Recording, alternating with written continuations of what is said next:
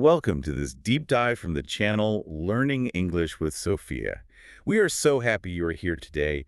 Our goal is, well, it is very simple.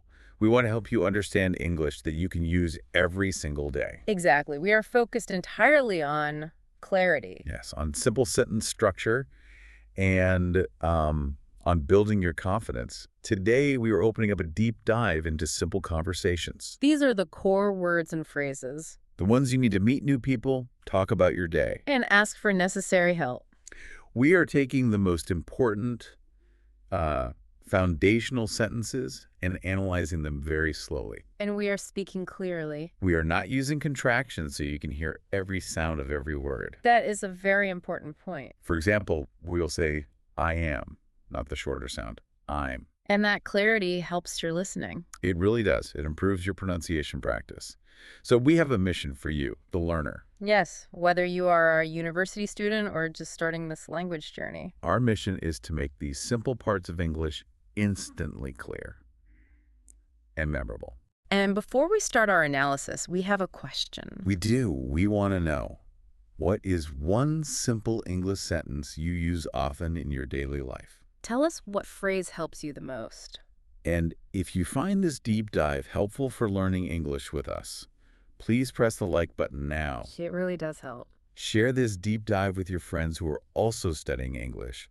And please remember to subscribe to the channel, Learning English with Sophia. This helps us reach many more learners, learners like you who want to speak clearly. We have a lot of essential communication structures to unpack today. That is right. Let us begin. What is fascinating here is that every complex conversation, every long speech, it is built on these foundational phrases. That is such a good point. We are not simply listing vocabulary. We are analyzing the structure. And the meaning. The meaning of daily life interaction, yes. Okay. We will look at how to speak clearly about these simple yet very important things. Okay, let us start at the very beginning. How to initiate contact and, start a conversation with someone new. This first section covers the core greetings and the essential first 3 lines of dialogue. So the first step is just simple acknowledgement. Okay. This is the moment you indicate that you recognize or want to speak to the other person. Do you have choices here? You do. You can choose the full word, hello. Hello. It is standard, it is polite, and it is very, very clear. A great way to begin. Or you might choose the slightly more relaxed form. Hi. Hi. Yes. Both hello and hi work perfectly. So when meeting someone for the first time. Or even meeting a friend. They are simple and effective. Okay, so after the greeting, what is the next mandatory step? Well, in a typical American or English conversation, it is the wellness check. The wellness check. I like that. We ask about the other person's state of being. And the standard simple question is, How are you? how are you? And notice how we pronounce each of these 3 words clearly and slowly. How are you? Now, this is a key insight for you, the learner. It is very important. While how are you is a question, in many English-speaking countries, it functions more as a ritual. Yes, a ritual. It is a polite way to greet. And the person does not usually expect a long, detailed explanation of your life. Exactly. The source material shows us the most common responses, and they are usually positive and brief. So you can respond with, I am good. How are you? that is a perfect response. It is. Yeah. Because you confirm your state, and you immediately return the question to the other person. It keeps the conversation balanced. Right. And if you're in a hurry or want to be very short and simple, You can shorten the answer to just the single word, good. good. But always remember to use a positive tone. That is key. If you are asked, how are you? And you respond, good, it signals the conversation can continue smoothly. Okay, now, we also must connect these simple greetings to physical etiquette. This is a very important cultural point.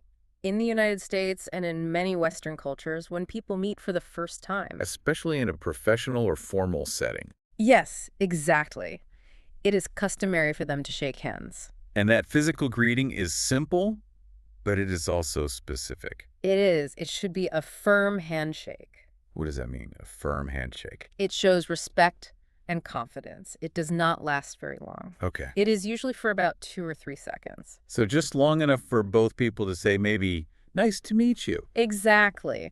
The handshake is a physical confirmation of the meeting. Okay, a critical note on usage now. Yes. We must remember the specific time we use good night. This is a common point of confusion. It is. It is not a greeting for meeting someone. So you do not say goodnight when you arrive, No. You use good night only when you are leaving a place. or saying goodbye at the end of the day. Yes, or before going to sleep. For example, if you finish a dinner party, you say, thank you and good night. That is an important distinction. It is. It helps avoid confusion. All right, let us move to the next fundamental step, Uh, asking for and giving names.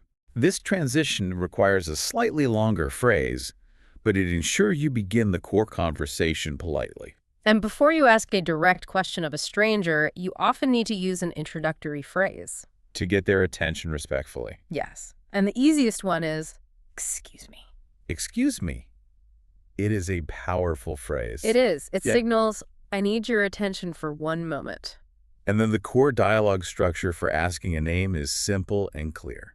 Excuse me, what is your name? Notice we use the full phrase, what is, very clearly. And the response is direct, using the my name is structure. For instance, My name is Jessica. What is yours? oh, notice the structure there. Right. Instead of repeating the full question, what is your name? The speaker uses the short form, what is yours? It keeps the flow fast, but still very clear. So if the other person's name is John, they can just respond with, John. simple. And after the names are exchanged, the essential phrase of gratitude must follow. Nice to meet you. Practice saying that phrase slowly and clearly. Nice to meet you. And, of course, the other person must respond to confirm the feeling is shared. Right, so you say, Nice to meet you too. that word too is important. It is. It confirms that you are also happy to have met them. And this structure is a perfect example of a balanced reciprocal conversation. Yes, it is. So once you know the name, the conversation naturally progresses to context You want to know where the person lives or where they are from. and what languages they speak. So we use simple question structures for this. We rely heavily on the simple do you and are you structures for quick information. For example, to check language capability. The question is, do you speak English? And this question allows for different responses. It does, which is important for you, the learner. If you are still learning, you can say a little. A little. And then if you want to know about the other person, you might follow up with, are you American? And if the person is from the United States, they will respond simply with Yes. just yes. That single word is a complete answer. It is. We must also practice stating where we are from. This is very important. The structure is simple, using the verb to be and the preposition from. The question is, where are you from? And the response follows the same structure. I am from California. Practice saying I am and from very clearly. And for greater clarity, especially if you are meeting international students or people who travel, adding detail is helpful. You can expand this. Yes, by stating the city and the country. For instance, I'm from London, England. Or I'm from New York City, USA. Providing both the city and the country ensures that the listener knows your exact origin. Now, let us return to the language topic for a moment. Okay. Sometimes your English is better than just a little, but you are not completely fluent. This is a common situation. It is important to communicate this status clearly. So when asked, do you speak English? You can respond using this perfect simple sentence, a little, but not very well. And that is so helpful. It manages the other person's expectations. Yes, it tells them to speak simply with you. After identity and origin, the next common step in an introductory conversation is talking about daily activity. So talking about work or school. Right. And the simplest, most common question about a job or profession is, What do you do for work? we use the word do because we are asking about their regular activities. And the responsibilities, yes. The response always uses the simple IMS structure defining your role. So for people in school, the answer is, I'm a student. and if you are not a student, you list your profession clearly. The sources give us excellent examples. Like, I am a graphic designer, or I am a teacher, or perhaps I am a software engineer. each of these uses the full clear sounds of I am. And if the person says, I am a student, the conversation naturally continues. You start talking about their studies. Yes, we introduce the simple school question. What school do you go to? So if you are studying at a well-known institution, you state its name clearly. For example, I go to Boston University. It is a factual, clear statement. And then the conversation continues to the subject matter. The question is, what do you study? And you can reply with a simple list of subjects. I am studying English, math, and history. And if you want to clarify the most important subject, The area you focus on most? you can add, my major is English. The word major means your main area of study. And this allows the other person to understand your academic focus quickly. And this simple dialogue we have just covered, from hello to what is your major, this is the bedrock of spoken English. It really is. It uses all the core grammatical structures, the essential verb to be, I am, simple question words, what, where, and crucial prepositions, from, at. So mastering this first section means you have the tools for a basic, polite, and meaningful conversation. Absolutely. Let us take a moment to practice the pronunciation of one of those key phrases before we move on. Good idea. Let's say, I am from London, England. I am going to say it one more time, very slowly, focusing on the clear distinction between the words. I am from London, England. Now you try it. We are transitioning now past introductions and into the essential communication structures of daily life. This is exciting. This section focuses on discussing time, making simple requests for food and drink, and describing basic morning activities. So these are words and structures you will use every single day. Every day to navigate your environment. Okay, we begin with time. If you cannot ask for or tell the time, making plans is impossible. Very true. So we must be polite when asking a stranger for the time. And the standard and most polite, simple way to ask is, Do you know what time it is? notice the politeness of that structure. Right. We do not just say, what time is it? The phrase, do you know, softens the request. And if they know the time, the response should be direct and clear. Yes, and it should start with confirmation. For example, sure, it is 5:08 a.m. p.m. And again, we must use the full form it is very clearly here. And remember to state a.m. for morning or p.m. for afternoon and evening. That avoids a lot of confusion. It does. Here is a useful technique we should practice. Repetition for clarification. Yes. Sometimes, street noise or a bad connection means you do not hear the time clearly. So the simplest and most effective question to use is, What did you say? simple and direct. Yes. And when asked this, the person who spoke should repeat the full statement clearly. Maybe emphasizing the important number. Exactly. I said it is 5:10 p.m. And this whole exchange is a simple, useful pattern for confirming any piece of important information, not just the time. That is a great point. Next, let us learn how to make simple invitations. Okay. This requires a gentle and non-demanding suggestion. So we often use phrases like, would you like, or how about? And these structures signal that you are offering an idea. And the other person is free to accept or decline. Let us model a full, clear, and polite invitation. Okay. Imagine you are speaking to a friend named Mary. Mary, would you like to get something to eat with me? Notice how would you like to is a very soft invitation. And if the answer is yes, you must immediately set the time. The question moves to when. Right. You might suggest a specific time at 10 o'clock. Now, this is a critical point for the deep dive. Yes. Time, especially in conversation, must always be clarified. Is it 10 in the morning or 10 at night? You must check 10 in the morning. And if the suggested time is later, the person will clearly state, No, at night. okay, now here is where we practice a very important skill.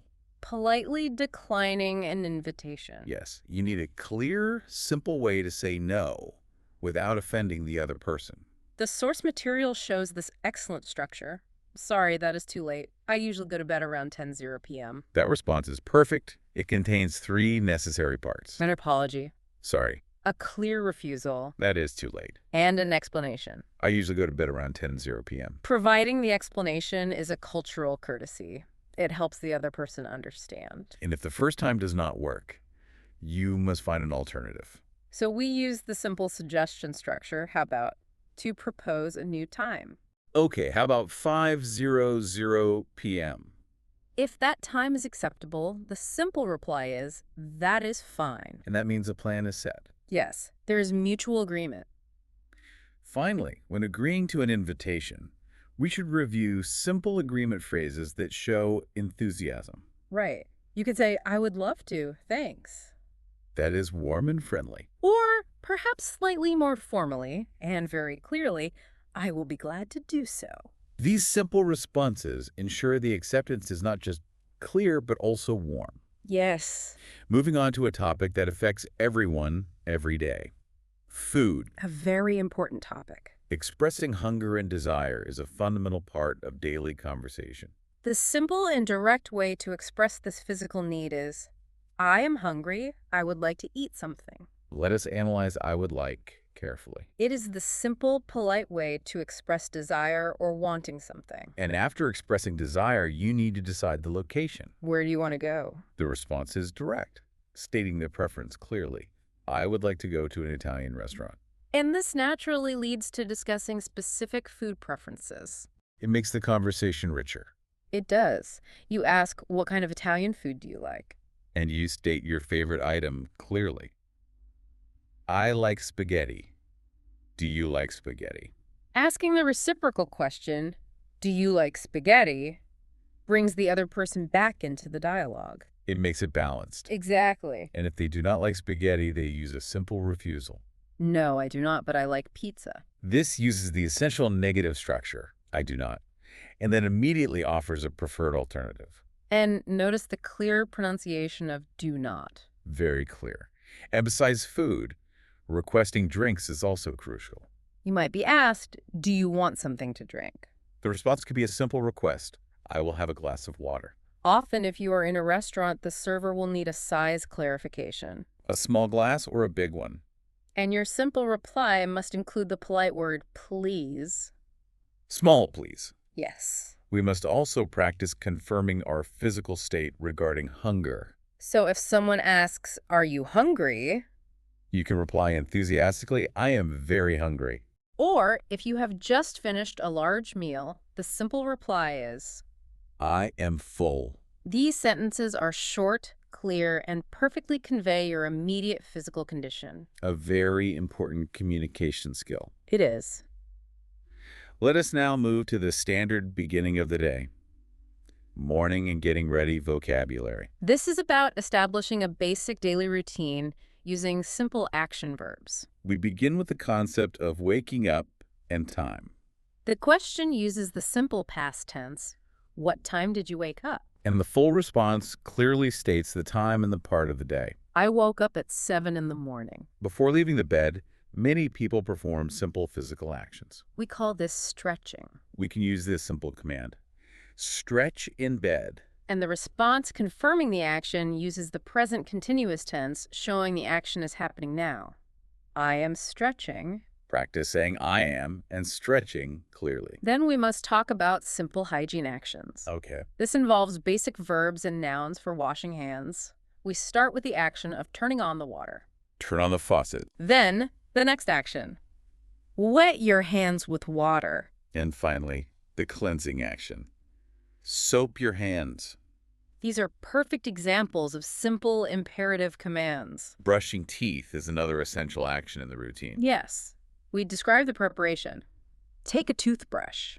And the action itself. Brush your teeth. The sources show these examples as clear instructions, which is important. Yes.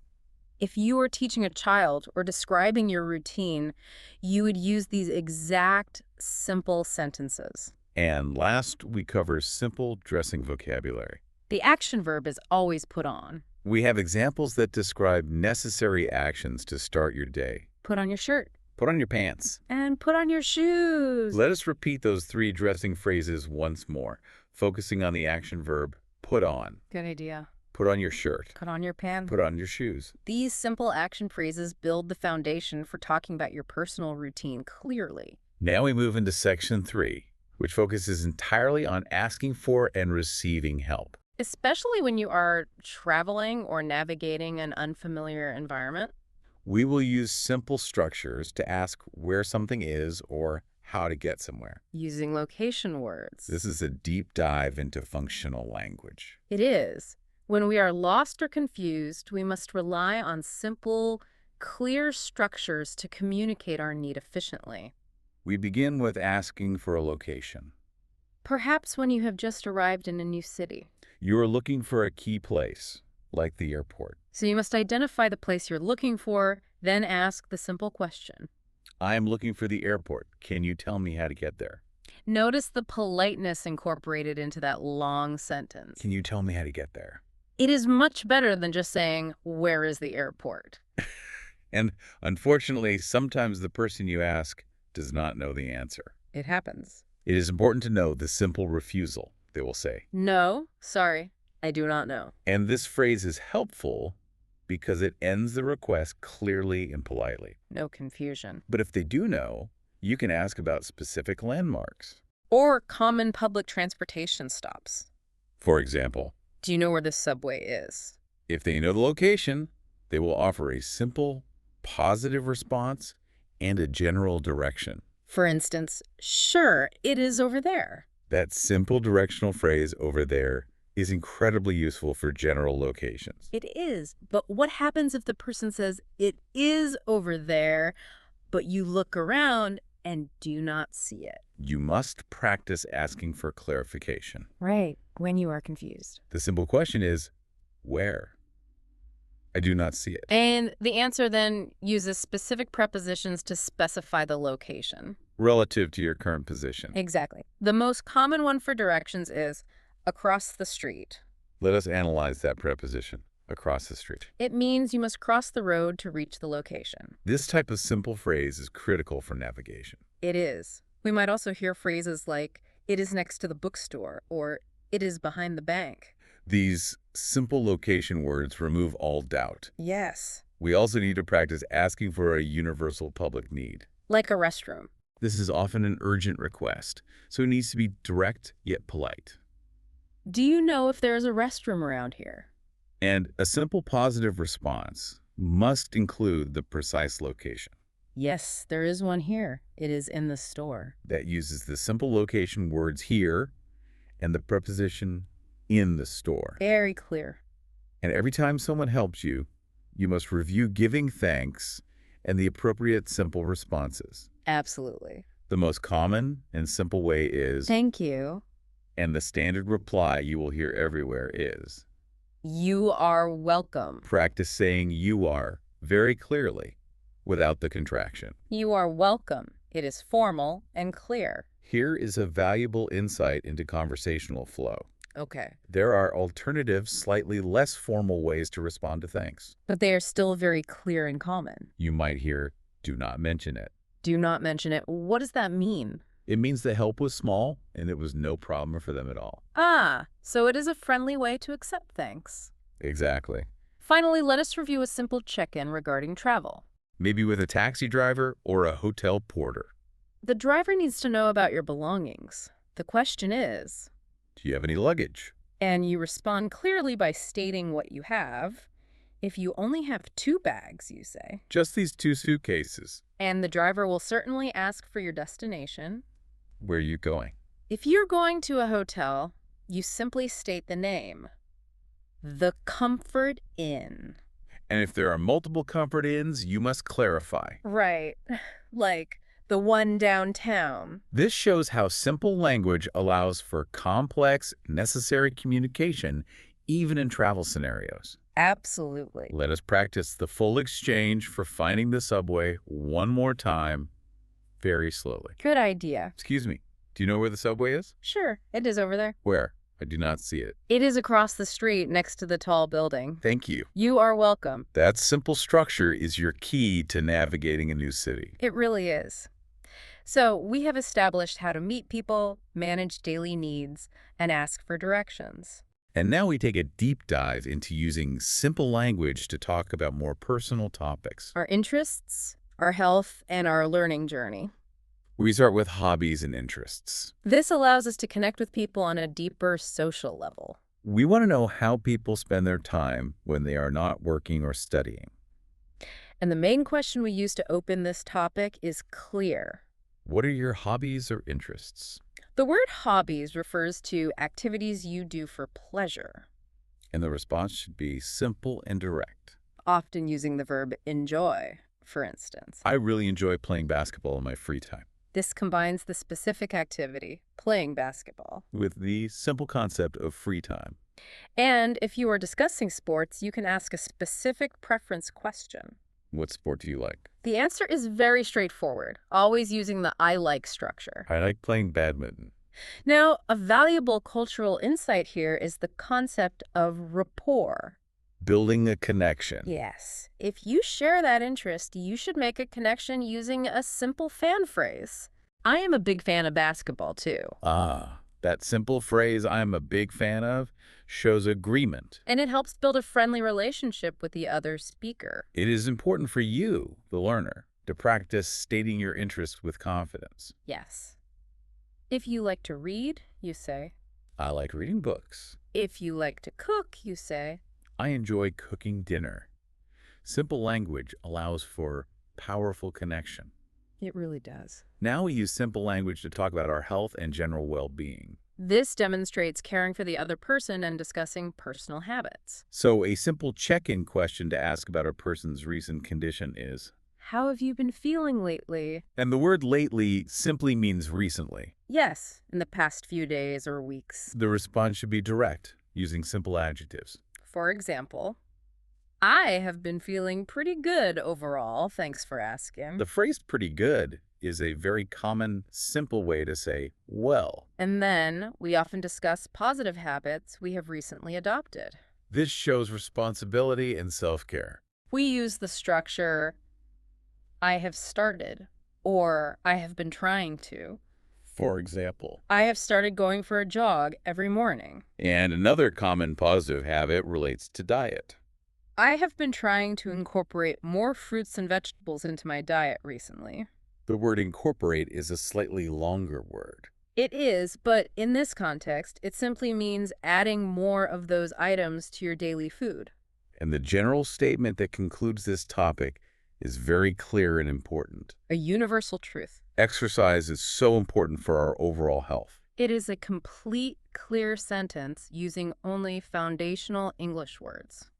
And perhaps the most encouraging and critical topic for you, the learner. Yes, talking about learning and pronunciation practice. We want to reassure you that learning a new language is a process that takes time. Absolutely. If you hear someone compliment your English progress, they might say something like this. Your English is better than most of my classmates. And that simple comparison is a great encouragement for you to continue. It is. The sources give us excellent advice on how to improve quickly, delivered in simple language. And the key is consistent application. If you talk to your American friends every day, you will learn quickly. Consistent daily practice is the most important factor. It is. And as you encounter new words or complex phrases, you will need simple questions for clarification. You can ask for help with the sound of the word. How do you say this word? And if you hear a word but do not understand its meaning, you must ask clearly. Do not hesitate, just ask. Sorry, I do not understand. What does that mean? And when defining a new word for a beginner, the definition must also be simple. So if the word is laptop, The simple definition is, a laptop is a type of computer that you can carry with you. Do you understand? that uses simple descriptive language to ensure comprehension. Yes. After you try to say a difficult word, it is crucial to confirm your success. You must emphasize the importance of clear pronunciation by asking. Did I pronounce that correctly? And the simple encouragement you need to hear is, yes, that is right. That is very good. Those words validate your effort. They help you build strong speaking confidence. Remember, confirmation is a key part of the learning process. Finally, let us cover a short, practical conversation about shopping for clothes. This is a common transactional situation you will face in daily life. We practice using simple requests in a store. The sales assistant or store worker will initiate the interaction politely. Excuse me, may I help you? And your simple request should be clear, stating exactly what you want. And importantly, its location, if you can see it. Yes. Can I see that shirt on the top shelf, please? This uses the important location words, top shelf. Let us expand on the location words here. Okay, If it is on the bottom, you say on the bottom shelf. but if it is hanging up? You say hanging on the rack. Simple, clear prepositions are essential for shopping. And if you're shopping with a friend, your friend might suggest items to buy. For example, How about a sweater? I saw a really nice one in the mall the other day. this uses the suggestion phrase, how about, in a practical context. This type of dialogue shows that simple, clear language is effective even for transactions and planning purchases. The depth of the communication comes from the clarity of the short sentences. Let us try that last request again, focusing on the simple action. Say with me. Okay. Can I see that shirt on the top shelf, please? Focus on the sound of that and shelf. We have successfully completed this deep dive into simple English conversations. We covered a lot of ground. We began with foundational greetings like hello and how are you? We learned how to ask where people are from Discussed our day and our favorite foods. and practiced asking for help and directions in new places. But remember that your foundation is built one word at a time. Yes.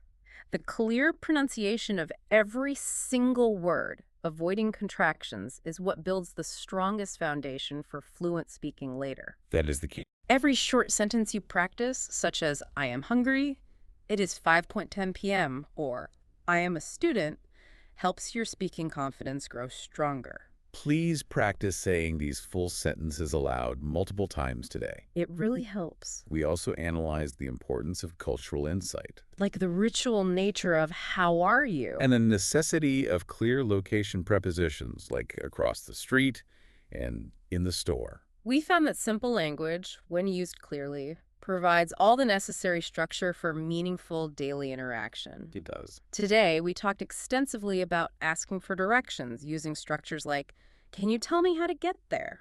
And our final thought for you, the learner, is a simple application exercise. We want you to use what you learned. Think about your own neighborhood right now. Choose your favorite park or store. And how would you describe the location of that place to a friend using only the simple location words we learned today? Words like across the street, to the left of, or over there. Form the sentence in your mind. And then say the description aloud, clearly and slowly. For example, the park is across the street to the left of the yellow house. This is how you apply simple language immediately to your real world. Practice makes perfect. Thank you for joining this deep dive on learning English with Sophia. We will see you next time.